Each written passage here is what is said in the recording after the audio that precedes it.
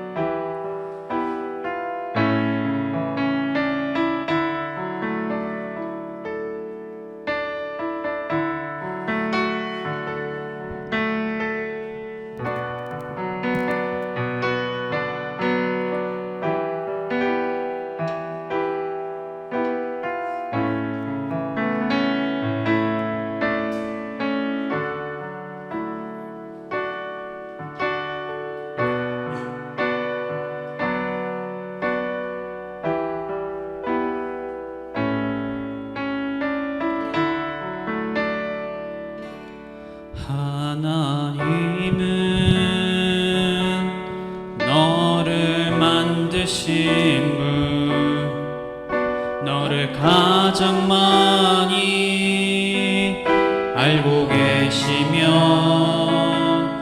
하나님은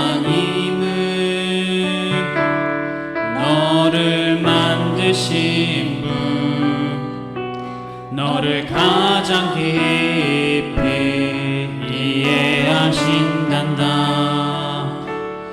하나님은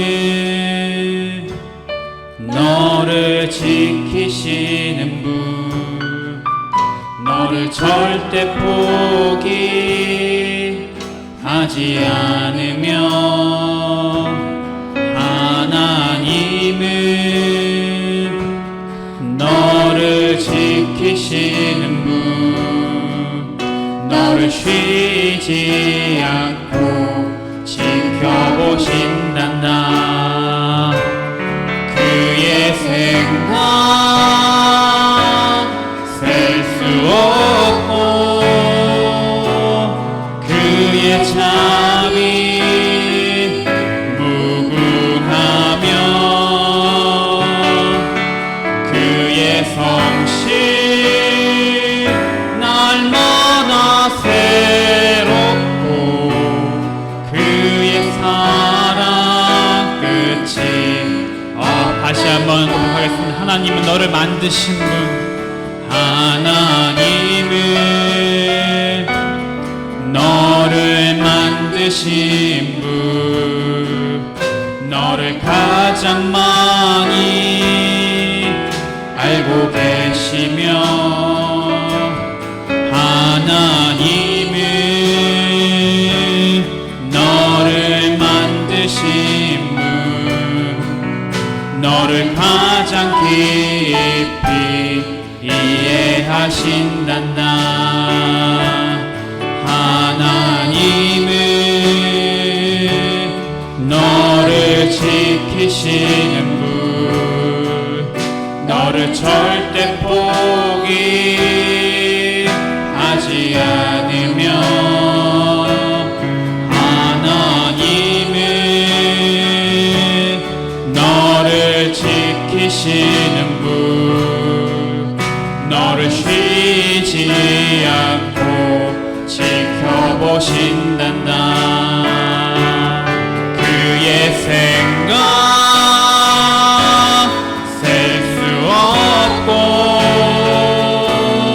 그의 참이 무궁하며, 그의 성실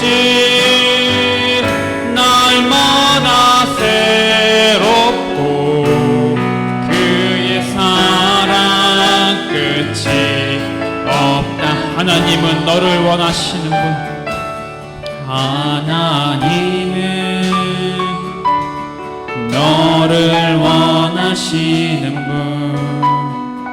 이 세상 그 무엇 그 누구보다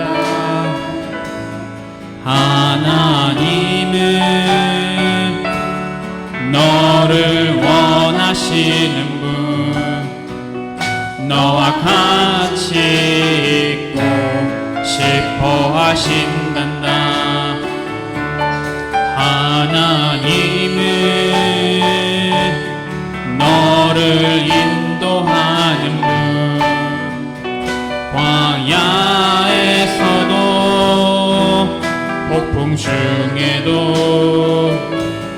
하나님은 너를 인도하는 분, 푸른 초장으로 인도하신단다. 그의 생각 셀 수 없고, 그의 참이 무궁하며, 그의 성실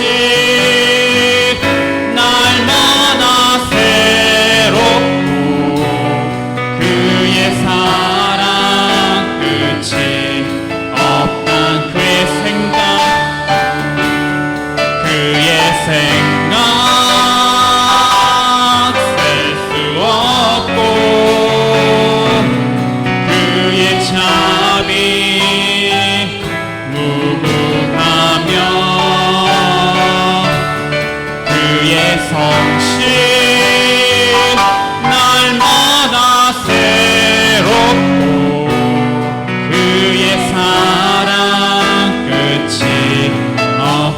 그의 생각 셀 수 없습니다. 그의 생각 셀 수 없고 그의 잠이 무궁하며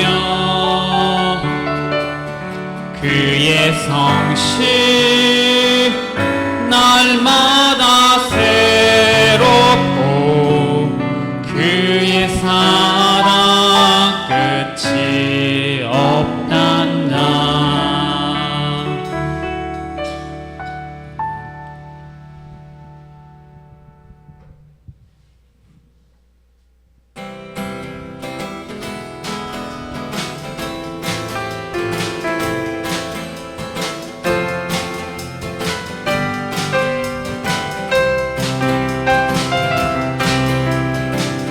아주 먼 옛날 하늘에서는 당신을 향한 계획 있었죠. 하나님께서 바라보시며 좋았더라고 말씀하셨네. 이 세상 그 무엇보다 귀하게 나의 손으로 창조하였노라.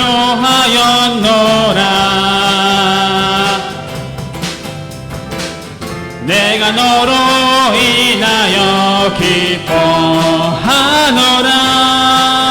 내가 너를 사랑하노라. 사랑해요 사랑해요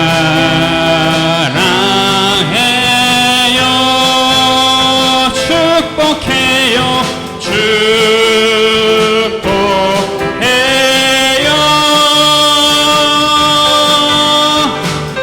당신의 마음에 우리의 사랑을 드려요. 아주 먼 옛날 하늘에서 아주 먼 옛날 하늘에서는 당신을 향한 계획 있었죠. 하나님께서 바라보시며 좋았더라고 말씀하셨네. 이 세상 그 무엇보다 귀하게 나의 손으로 창조하였노라.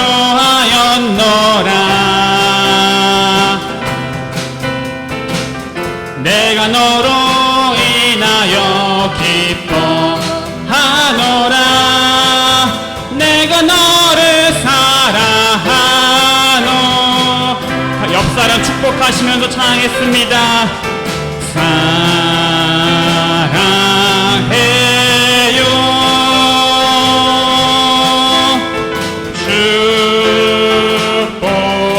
축복해요. 당신의 마음에 우리의 사랑을 드려. 사랑해요 축복해요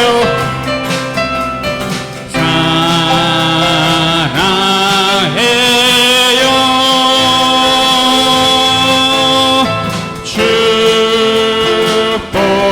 축복해요.